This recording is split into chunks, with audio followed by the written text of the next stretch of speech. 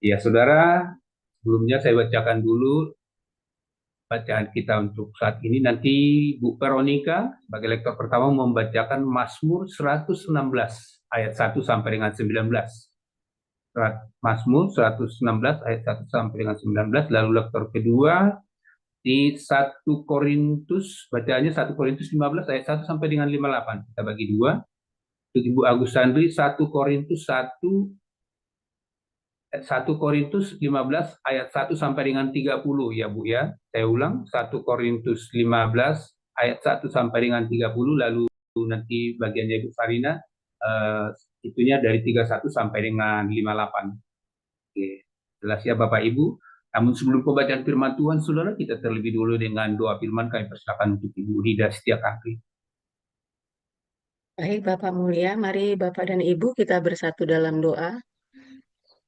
Bapak yang baik, terima kasih. Selamat pagi Bapak. Kami mengucap syukur buat penyertaan Tuhan pada pagi hari ini.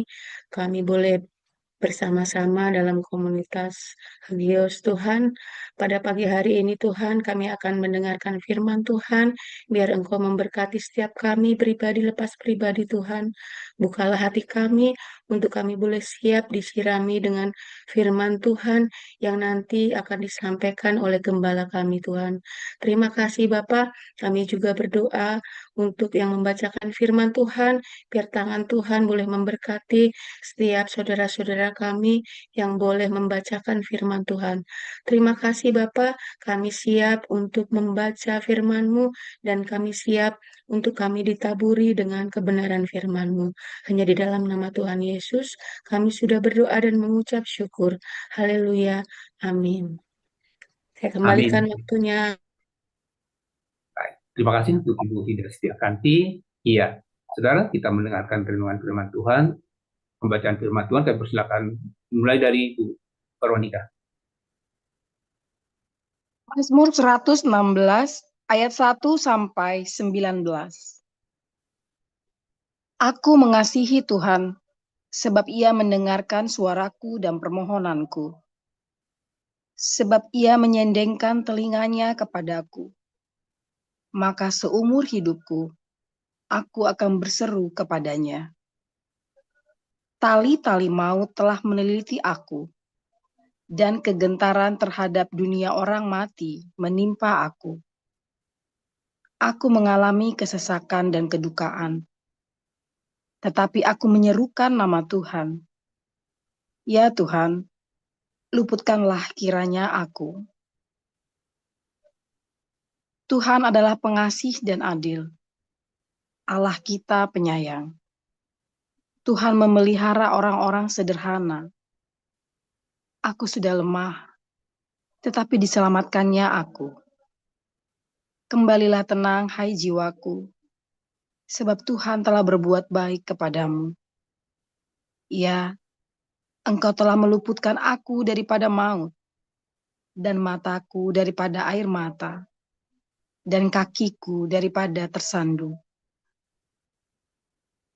Aku boleh berjalan di hadapan Tuhan, di negeri orang-orang hidup. Aku percaya, sekalipun aku berkata, aku ini sangat tertindas. Aku ini berkata dalam kebingunganku, semua manusia pembohong. Bagaimana akan kubalas kepada Tuhan segala kebajikannya kepadaku? Aku akan mengangkat piala keselamatan dan akan menyerukan nama Tuhan. Akan membayar nazarku kepada Tuhan di depan seluruh umat-Nya. Berharga di mata Tuhan kematian semua orang yang dikasihinya. Ya Tuhan, aku hamba-Mu.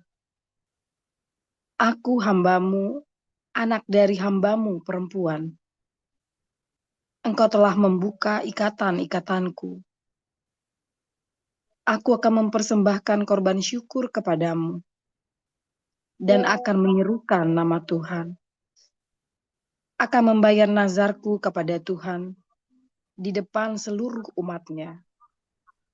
Di pelataran rumah Tuhan, di tengah-tengahmu, ya Yerusalem. Haleluya.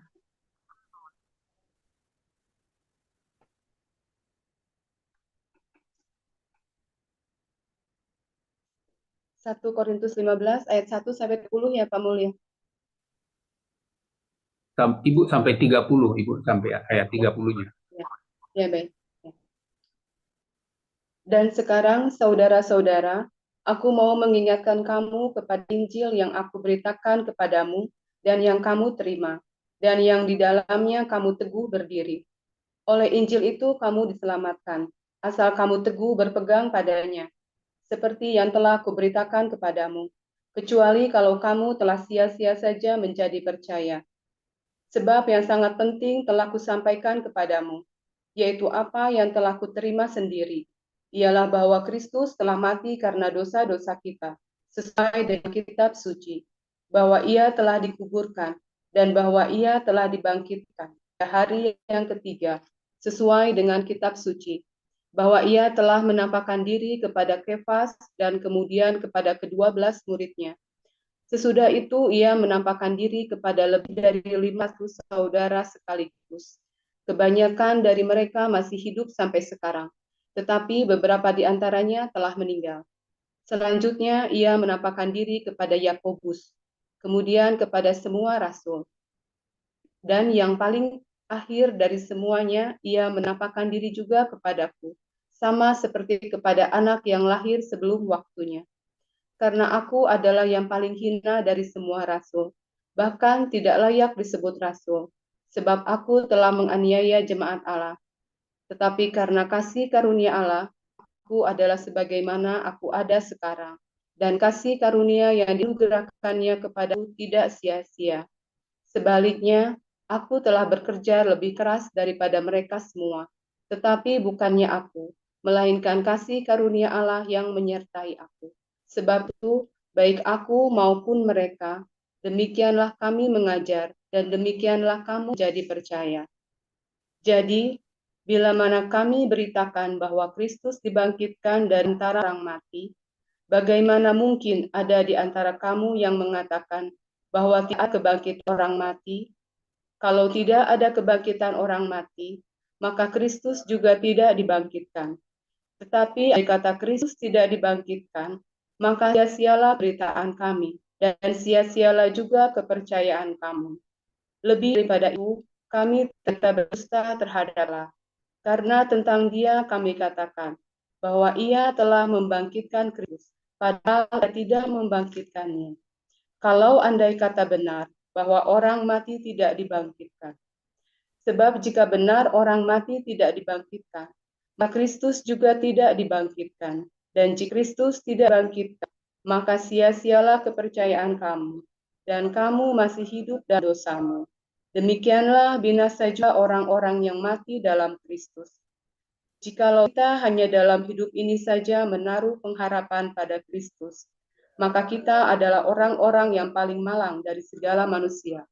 Tetapi yang benar ialah bahwa Kristus terbangkitkan dari antara orang mati, sebagai yang sulung dari orang-orang yang telah meninggal.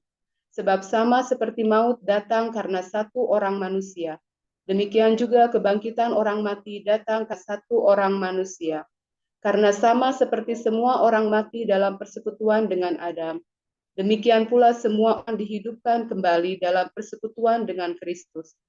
Tetapi tiap orang menurut urutannya. Kristus sebagai buah sulung. Sesudah itu mereka yang menjadi miliknya pada waktu kedatangannya. Kemudian tiba kesudahannya, yaitu bila mana ia menyerahkan kerajaan kepada Allah Bapa. Sesudah ia membinasakan segala pemerintahan, kekuasaan, dan kekuatan. Karena ia harus memegang pemerintahan sebagai raja sampai Allah meletakkan semua musuhnya di bawah kakinya. Musuh yang berakhir yang dibinasakan ialah maut. Sebab segala sesuatu telah ditaklukkannya di bawah kakinya. Tetapi kalau dikatakan bahwa segala sesuatu telah ditaklukkan, maka teranglah bahwa ia sendiri yang telah menaklukkan segala sesuatu di bawah kaki Kristus itu tidak termasuk dalamnya. Tetapi kalau segala sesuatu telah ditaklukkan di bawah Kristus, maka ia sendiri sebagai anak akan menaklukkan dirinya di bawah Dia, yang telah menaklukkan segala sesuatu di bawahnya, supaya Allah menjadi semua di dalam semua. Jika tidak demikian, apakah faedahnya perbuatan orang-orang yang dibaptis bagi orang mati? Kalau orang mati sama sekali tidak dibangkitkan, mengapa mereka mau dibaptis bagi orang-orang yang telah meninggal? Dan kami juga, mengapakah kami setiap saat membawa diri kami ke dalam bahaya? Demikian. Saudara-saudara, tiap-tiap hari aku berhadapan dengan maut. Demi kebanggaanku akan kamu dalam Kristus Yesus, Tuhan kita. Aku katakan bahwa hal ini benar. Kalau hanya berdasarkan pertimbangan-pertimbangan manusia saja, aku telah berjuang melawan binatang buas di Efesus. Apakah gunanya hal itu bagiku? Jika orang mati tidak dibangkitkan, maka marilah kita makan dan minum, sebab besok kita mati. Janganlah kamu sesat. Pergaulan yang buruk merusak kebiasaan yang baik. Sadarlah kembali sebaik-baiknya dan jangan berbuat dosa lagi. Ada di antara kamu yang tidak mengenal Allah. Hal ini kukatakan supaya kamu merasa malu. Tetapi mungkin ada orang yang bertanya, bagaimanakah orang mati dibangkitkan? Dan dengan tubuh apakah mereka akan datang kembali? Hai orang bodoh, apa yang engkau sendiri taburkan tidak akan tumbuh dan hidup kalau ia tidak mati dahulu. Dan yang engkau taburkan bukanlah tubuh tanaman yang akan tumbuh, tetapi biji yang tidak berkulit, umpamanya biji gandum atau biji lain. Tetapi Allah memberikan kepadanya suatu tubuh, seperti yang dikehendakinya. Ia memberikan kepada tiap-tiap biji tubuhnya sendiri. Bukan semua daging sama. Daging manusia lain daripada daging binatang, lain daripada daging burung, lain daripada daging ikan. Ada tubuh sorgawi dan ada tubuh duniawi. Tetapi kemuliaan tubuh sorgawi lain daripada kemuliaan tubuh duniawi. Kemuliaan matahari lain daripada kemuliaan bulan, dan kemuliaan bulan lain daripada kemuliaan bintang-bintang. Dan kemuliaan bintang yang satu berbeda dengan kemuliaan bintang yang lain. Demikian pula halnya dengan kebangkitan orang mati. Ditaburkan dalam kebinasaan, dibangkitkan dalam ketidakbinasaan. Ditaburkan dalam kehinaan, dibangkitkan dalam kemuliaan. Ditaburkan dalam kelemahan, dibangkitkan dalam kekuatan.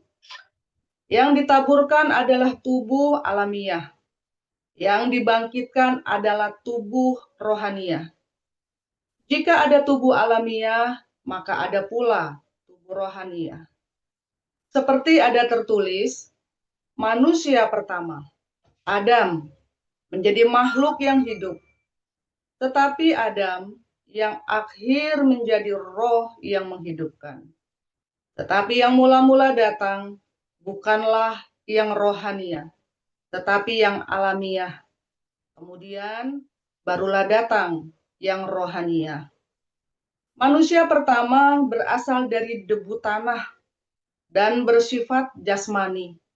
Manusia kedua berasal dari sorga. Makhluk-makhluk alamiah sama dengan dia yang berasal dari debu tanah, dan makhluk-makhluk sorgawi sama dengan dia yang berasal dari sorga. Sama seperti kita telah memakai rupa dari yang alamiah, demikian pula kita akan memakai rupa dari yang sorgawi. Saudara-saudara, inilah yang hendak kukatakan kepadamu, yaitu bahwa daging dan darah tidak mendapat bagian dalam kerajaan Allah, dan bahwa yang binasa tidak mendapat bagian dalam apa yang tidak binasa. Sesungguhnya aku menyatakan kepadamu suatu rahasia. Kita tidak akan mati semuanya, tetapi kita semuanya akan diubah dalam sekejap mata pada waktu bunyi nafiri yang terakhir. Sebab nafiri akan berbunyi dan orang-orang mati akan dibangkitkan dalam keadaan yang tidak dapat binasa, dan kita semua akan diubah. Karena yang dapat binasa ini harus mengenakan yang tidak dapat binasa, dan yang dapat mati ini harus mengenakan yang tidak dapat mati. Dan sesudah yang dapat binasa ini mengenakan yang tidak dapat binasa, dan yang dapat mati ini mengenakan yang tidak dapat mati, maka akan genaplah firman Tuhan yang tertulis, maut telah ditelan dalam kemenangan. Hai maut, di manakah kemenanganmu? Hai maut, di manakah sengatmu? Sengat maut ialah dosa, dan kuasa dosa ialah hukum Taurat. Tetapi syukur kepada Allah yang telah memberikan kepada kita kemenangan oleh Yesus Kristus Tuhan kita. Karena itu, saudara-saudaraku yang kekasih, berdirilah teguh, jangan goyah, dan giatlah selalu dalam pekerjaan Tuhan. Sebab kamu tahu bahwa dalam persekutuan dengan Tuhan, jerih payahmu tidak sia-sia. Demikian pembacaan Alkitab.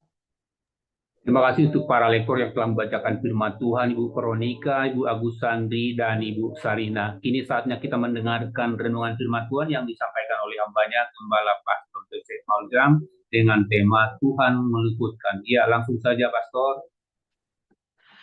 Haleluya, Tuhan kita meluputkan. Selama apa yang di dalam pikiranmu adalah perkara-perkara yang di atas.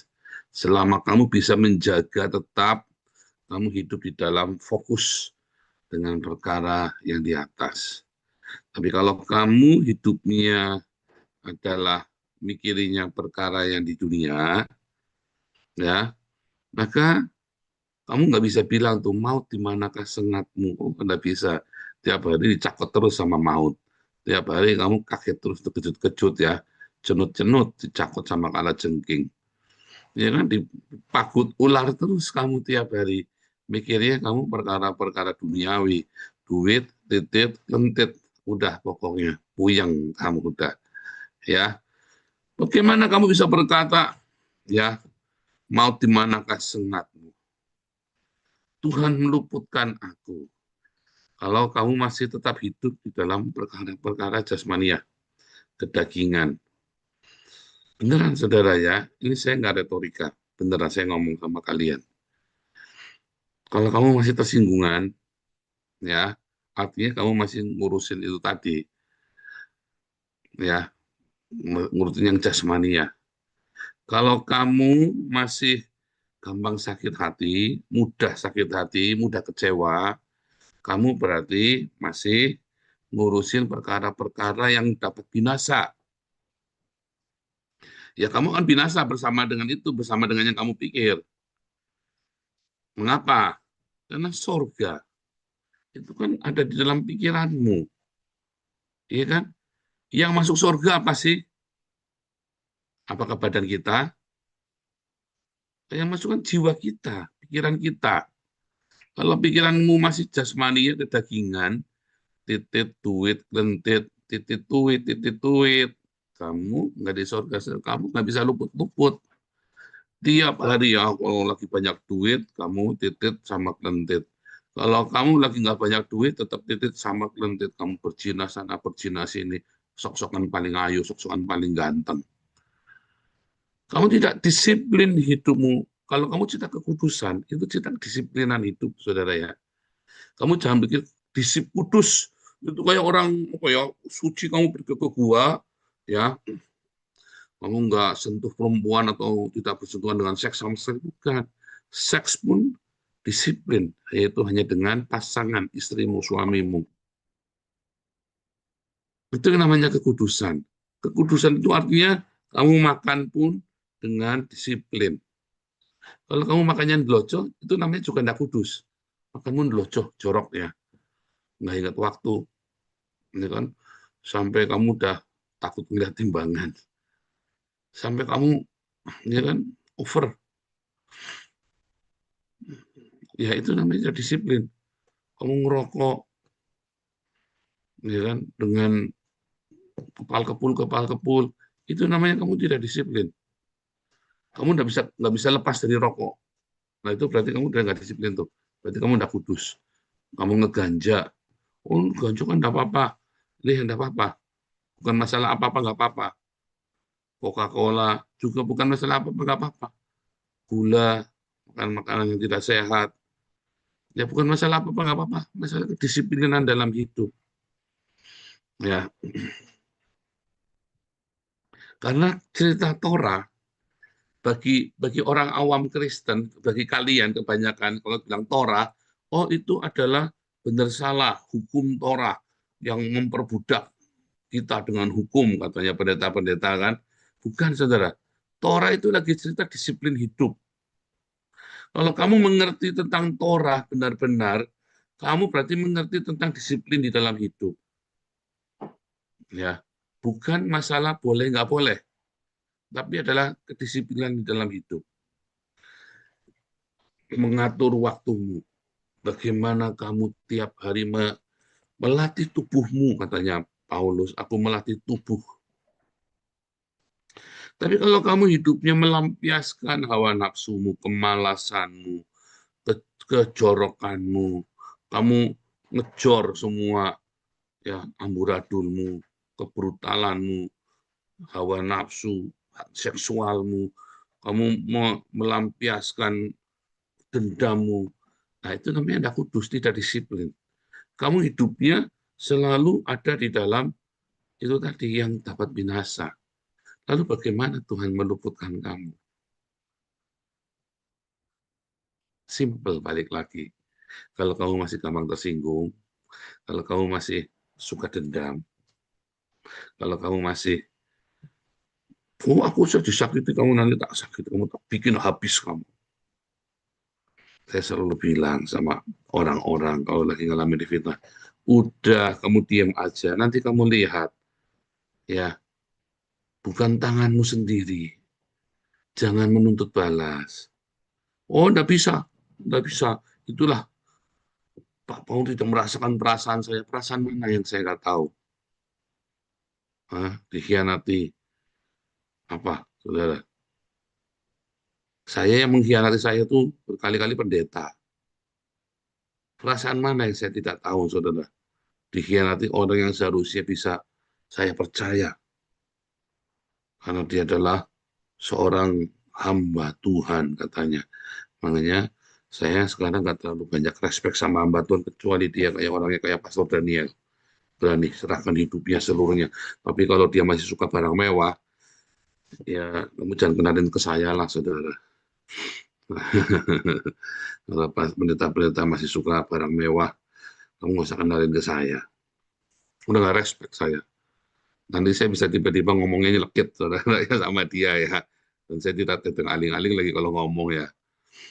Iya, nggak ada sungkannya. Saya kalau ngomong sama orang nggak ada sungkannya. Ya, kalau udah nggak seneng, saya nggak seneng aja, omongin aja.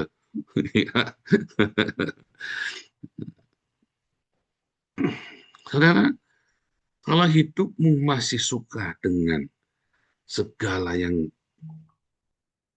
jasmaninya, yang dapat binasa, kamu tidak akan menemukan keluputan. Karena setan ngejarnya itu yang dapat binasa. Dia akan tarik kamu ke dalam liang kubur dengan kondisi bahwa kamu syarat dengan hal-hal yang dapat binasa itu. Ya, tadi saya lihat di ini ya, di komentar di YouTube ngomongnya begini nih, saudara ya, di komentar Koinonia. Kaya aja deh, soalnya tanpa uang hidup juga susah terus. Nggak dianggap sama orang, dianggap seperti sampah. Nah, saudara, inilah yang membuat kamu akan semakin menderita. Kalau kamu benar-benar, kalau orang ini benar-benar, ini mungkin sarkastik juga bisa ya. Tapi kalau orang ini benar-benar mau begitu, ya, maka orang-orang ini akan susah sekali hidupnya ya, kasihan sekali. Orang ini akan kasihan sekali, ya. Orang ini akan menderita dan dia tidak akan pernah merasakan keluputan dari Tuhan. Kamu pikir orang kaya itu sudah selesai begitu? Enggak, saudara. Kalau kamu motivasimu, kalau dalam inspirasimu pengen kaya, ya, kamu bolak-balik nabrak sana, nabrak sini, ya kan, untuk mencapai kaya itu kan. Dan kamu kejar, katanya firman Tuhan apa? Janganlah ingin menjadi kaya. Ketika kamu mendekatinya, tiba-tiba terbang seperti burung. Jika hartamu bertambah banyak pun, janganlah hatimu melekat padanya. Ya kan? Di mana hartamu, di situ hatimu ada. Selama kamu masih suka, motivasimu adalah yang dapat binasa, kamu tidak akan pernah merasakan keluputan dari Tuhan. Karena keluputan dari Tuhan, ketika kamu berhasil melepaskan diri dari perkara-perkara yang dapat binasa. Kalau gitu, hidupnya di gua. Oh enggak, justru itulah bedanya Kristen dengan agama Buddha. Agama Buddha, supaya kamu bisa melepaskan diri dari hal-hal duniawi, kamu kudu tinggal di puncak gunung sendirian. Ya, kamu tinggal di gua sendirian. Kekristenan mengajarkan kepada kita bagaimana cara melepaskan diri dari hal-hal yang binasa itu dengan cara berbagi. Loh, kamu punya uang 1 miliar di tabungan, nggak salah. Jangan kamu terus 1 miliar kamu uangnya dibagi-bagi. Ya, kalau mau dibagi-bagi, telepon saya sama Pak Mulia ya, Pak Mulia kita janjian. Ya kan, kalau mau dibagi-bagi bilang, nanti saya bantu bagiin. Ya, bilang sama saya. Ya, pokoknya ada komisi ya 10%. Loh, malah minta. Nah iya, karena kamu pemikiranmu salah, kayak orang Buddha, kayak Pertapa, kayak orang kejawen. Bukan begitu. Mencintai hal-hal yang divinasi itu adalah cerita kemilikan, posesif. Karena bagaimanapun juga, bahkan kamu tinggal di tengah hutan pun, kalau Tuhan ingin berkati kamu, dia akan berkati kamu dengan segala kelimpahan.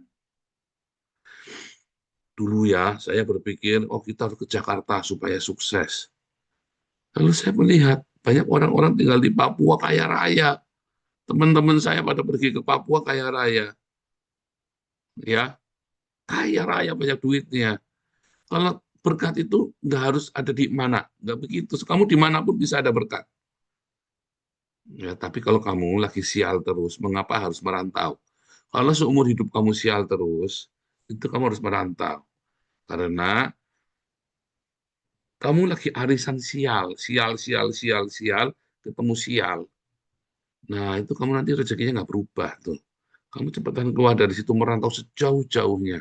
Jangan pulang sebelum sukses. Biasanya kan merubah cara hidupmu. Begitu kamu merantau, pertama kali berat, setahun pertama penuh dengan penderitaan, hinaan, cercaan. Kalau kamu berhasil, maka karakter otomatis berubah. Itu yang dimaksud. Bukan karena merantau kamu sukses karena peruntungan rezeki sio dan segala macam. Karena begitu merantau, kamu tahun pertama itu kamu harus belajar rendah hati. Jangan kayak si Edwin Metatron, nantangin. Asli itu belum jelas, nantangin sana, nantangin sini. Ya sial, tidak ada yang bantuin. Tahun pertama ya kamu harus kayak saya, tiarap. Membantu datang ke gereja. Aku pengen bantu kamu, aku mau jadi volunteer, butuh bantuan apa. Oh ini lagi kita ada proyek ngecat pintu gereja. Saya itu enggak pernah ngecat, hanya anak. Kita punya rumah yang ngecat selalu orang lain. Ya, jadi satu sih kita ngecat. Saya ngajak Wasir, yuk kita ngecat yuk. Ini ada proyek ngecat. Gereja lagi cari volunteer. Saya ngecat. Saya datang ke resort, ada kerjaan. Ya, saya kerja jadi tukang kebun. Tahun pertama itu kita merendah sampai orang mengenal kita sebagai orang baik. Ya, bukannya kamu tahun pertama Masih belum apa-apa udah nantangin sana, nantangin sini. Udah tahu Perdana Menterinya kita homo, LGBT, lah kamu malah nantangin. Nah itu, belajar saudara, itulah merantau. Merantau, kamu akan sukses kalau kamu bisa merubah karaktermu. Yaitu apa? Jadi rendah hati, ya, jadi lebih fleksibel karaktermu, tidak kaku. Maka tiba-tiba peruntunganmu jadi baik. Kedisiplinanmu yang biasanya kamu bangun jam 11, begitu merantau, kamu pagi-pagi belum bangun disiram air, mungkin kamu tidurnya di trotoarnya orang, ya kan? Tapi kemudian kamu tiba-tiba sukses. Loh, saya waktu datang ke Belanda, saya bawa sleeping bag. Saya sudah siap tidur di taman, loh. Tidur di Bahnhof, di stasiun kereta. Ternyata Tuhan baik ya, saudara ya. Kita tidurnya selalu di tempat tinggal yang layak. Nah itu, saudara. Karaktermu dirubah. Nah, terus kamu kebetulan kumpul sama orang-orang yang hoki kayak saya. Ya, kamu hoki terus. Lah, kamu pengen beruntung. Kumpullah sama orang-orang yang beruntung. Kalau kamu pengen beruntung, tapi kamu menjauhi orang-orang yang beruntung, kamu dekat-dekat sama orang sial, ya kamu ikut sial. Mengapa, saudara? Nah, jangan tahayul. Saya nggak percaya tahayul-tahayul begitu. Karena orang-orang sial ini biasanya karakternya yang nggak baik. Kamu kumpul sama orang yang nggak baik, kamu jadi kayak mereka, ya kamu jadi kayak mereka, jadi goblok sama mereka, sombong, tengil, petakilan, tukang gosip, mak lampir itu kayak mak lampir, channel mak lampir itu tukang gosip nyir. Kalau kamu bisa mulutnya bisa begitu-begitu, saudara ya, bisa lenyot-lenyot ya. Sampai gini, saya sampai baru tahu ya mulut bisa digituin ya. Sampai saya baru tahu ada mulut bisa digituin. Sampai melongo lihatnya. Bukan apa yang dia omongkan, tapi bagaimana cara dia membentuk mulutnya bisa lonyot-lonyot begitu. Sampai bisa, aduh, kalau sinetron mah kalah itu, saudara ya. Kalah menjijikan. Ya kamu merantau, kumpulnya sama orang edan compong begitu, ya kamu jadi compong. Kamu lagi ngerantau, kumpul sama saya, orang yang selalu hoki. Ya kamu ikutan hoki. Ya, saya edan-edannya, saat sombong-sombongnya Marcel, kumpulnya sama saya. Iya, saat tahun baru ya pasti beli pakaian baru. Iya, saya ini bisa tiba-tiba kuliah. Iya, bisa tiba-tiba bisa ini, bisa itu. Karena kamu kumpulnya sama orang yang hoki. Kamu kumpul sama orang sial, ya kamu jadi sial. Ya, kamu kumpul sama orang sial jadi sial. Kamu kumpul sama orang yang hoki, kamu jadi hoki. Apalagi orang hokinya baik hati kayak saya tadi tak sombongkan. Tapi kalau kamu, saudara, hidup tersinggungan, dinasihati, ngamukan, ya nggak heran kamu nggak sukses. Bagaimana mau sukses kamu? Ya orang nasihatin kamu yang baik dicegah. Nah itulah sebabnya ya. Kalau kamu di awal saya bilang kamu tersinggungan, ngamukan, jengkelan, dendam. Oh, saya harus dendam, saya dulu difitnah kayak orang, saya diam. Tenang aja. Bukan nggak bisa balas. Kan saya bilang, Rudi Yuwana tinggal di Dumai. Saya direktur sebuah perusahaan besar di Dumai, saudara. Ya, saya pernah kerja di Dumai. Saya direktur apa? Saya GM di sana. Ya, perusahaan besar. Perusahaan besar. Urusan saya itu sama preman di sana. Kalau saya mau kirim orang hantam si Rudi Yuwana itu gampang sekali. Cuma nggak saya lakukan. Untuk apa? Ngotor-ngotori pikiran saya. Ngotor-ngotori hati saya yang sudah tinggal di sorga. Saya kan sudah tinggal di paradise. Nah, si Rudi kan masih dihubur bersama debt collector. Si Rudi kan masih dihubur bersama lisoy-lisoy acara terkencing-kencing terberak-berak. Siapa yang mau ngubur-ngubur sama saya? Oke, aku datengin. Ayo, datengin. Ini orang NU mau datengin, tas samperin sudah di Nijmegen.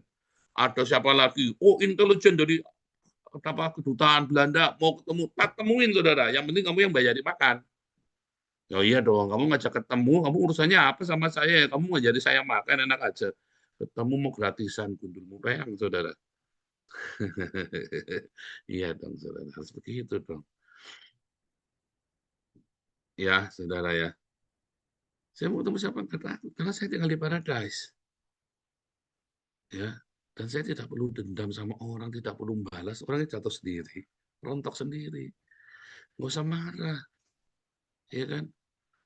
Marah, kamu kaget, jengkel. sekali, ya, tapi jangan berlarut-larut. Ya, kenapa, saudara? Kan kamu sudah tinggal di paradise. Kamu tidak perlu tersinggungan kamu kan. Kamu tidak perlu hatimu melekat pada hartamu.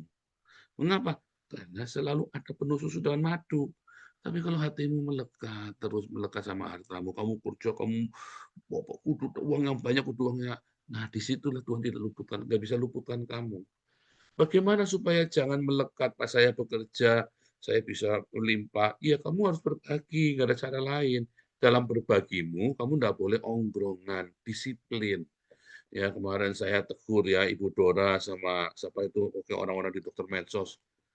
Kenapa kamu nekat ngasih uang kepada orang-orang tanpa survei? Serahkan itu kamu ke Bun Pagi biar diurus, disurvei. Akhirnya ribut kan? Nah, ribut itu Bu Dora bandel soalnya. Bu Dora sekarang percaya saya jadinya ya, saudara ya. Iya ya Papa oleh iya saya nggak mau ikut-ikut Bu Dora. Ini saksinya ini. Saya nggak mau ikut-ikut Bu Dora. Bu Dora sudah bandel nggak ikutin nasihat saya. Jangan telepon-telepon buat saksi, nggak mau saya kan saya sudah nasihatin. Kita sudah 5 tahun yang kayak begitu tuh udah bolak-balik terjadi. Pak Wiono, itu juga kena duitnya tuh ya. Itu yang gitu sudah pernah terjadi. Nah, jadi waktu kamu pikir kamu punya duit, kamu pengen bagi-bagi, bisa-bisa bukan karena kamu cinta, bukan karena kasih loh, karena kesombongan. Akhirnya kan kena kan, ketipu kan, berapa kali ya pengurus yayasan mau bypass sendiri kan, ketipu. Kecuali kamu sudah tahu, siap. Ya kamu jangan komplain, ada orang saya tolong. Terus ternyata dia sudah begini, ya nggak apa-apa, saya memang mau kasih. Saya memang mau kasih, nggak urusan. Nggak apa-apa, saya memang mau kasih. Nah itu beda. Tapi kamu jangan komplain. Ya, akhirnya komplain, ya terus siapa lagi ketipu, ya murtadin, apa segala macam gitu. Kenapa nggak lewat Ambun Pagi Damar Kasih, kan kita juga nolong. Yusuf Manupulu kita tolong 100 juta. Ya Apolinaris Bawan kita kumpulin hampir 500 juta. Dulu KC kita carikan uang 400 juta. Banyak semua, dan tidak pernah kita potong serupiah pun. Ya kita kalau kirim cari dana buat Pak Toping kemarin, kita berapa saja itu, nggak pernah kita potong serupiah pun. Nah, lewat itu jangan direct. Lewat supaya bisa terkendali, kita tahu. Kalau mencet habis, saudara. Dan kamu bisa ketipu nanti. Ya, saudara ya. Jadi, memberi pun kamu harus dengan ketulusan hati. Memberi pun dengan satu kerendahan hati. Bukan mau sok-sokan. Wah, biar kelihatan. Nah, akhirnya ketipu. Bandel sih. Tapi lewat disalurkan yang benar ke Embun Pagi. Selalu. Ini kamu titip buat orang ini sambil dicek. Orangnya benar apa enggak. Disurvei kita berangkat tim besok. Sambil melihat ada amanah. Kita ngelihat. Ya kan? Loh, kita pun merawat Pak Toping. Kita percaya dengan Pak Toping dan kita ingin. Tapi kita tetap cek besok. Sudah sampai mana perkembangannya. Aduh, ternyata ada tambah parah stroke yang ketiga. Ayo, kita tolong lagi yuk, kita cari. Karena Pak Toping adalah berjasa buat komunitas kita. Kita harus ingat jasa orang. Nah, yang seperti itu, saudara ya. Nah, disitulah kalau kamu belajar ya untuk kamu melepaskan diri dari egonya kamu, kedagingannya kamu, hawa nafsunya kamu, disitulah Tuhan akan luputkan kamu. Dibilang Tuhan itu apa? Ya cinta itu akan meluputkan kamu, akan menjadi benteng bagimu. Cinta itulah yang akan membuat kamu selalu terluput dari segala macam. Ya, makanya coba disiplin. Nah, kekudusan, disiplin itulah kekudusan. Coba deh lakukan nasihat saya. Nanti tiap hari kamu diluputkan. Simpel kan? Bukan retorika, kamu udah saya lakukan. Ya, siapa sih yang bisa fitnah saya? Siapa sih yang bisa ngerjain saya di sini? Siapa sih yang berani nantangin saya? Coba saja, rontok sendiri. Nggak usah saya balas-balas. Nggak usah saya berusaha bertindak ngerjain orang. Rontok sendiri, tanpa saya ingin membalas. Bodoh amat. Saya juga nggak rugi apa-apa. Kan begitu kan? Kenapa? Karena saya sudah tidak memikirkan perkara-perkara dunia. Bahkan saya punya saja, saya bagikan. Ya, Tuhan Yesus memberkati.